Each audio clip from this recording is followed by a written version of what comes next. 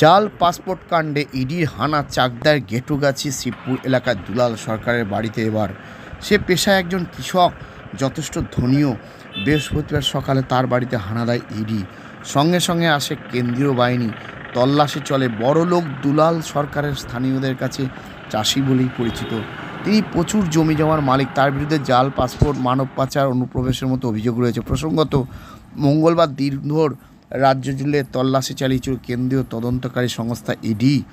গেদে থেকে অলোকনাথ নামে একজনকে গ্রেপ্তারও করে ইডি। ভুয়ো পাসপোর্ট তৈরির কাজে তিনি যুক্ত বলে মনে করছে তদন্তকারীরা।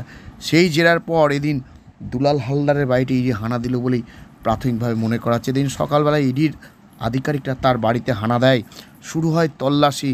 একদিকে শুরু হয় জিজ্ঞাসাবাদ, একই সঙ্গে বাড়ির সদস্যদের সাংবাদিকদের সঙ্গে কথা বলতে গেলে দুর্ব্যবহার করে বলে অভিযোগ উঠছে।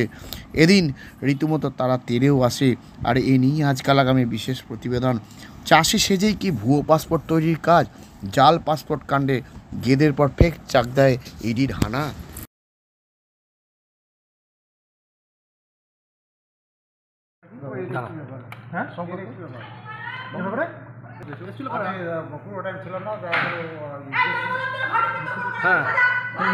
কি করতে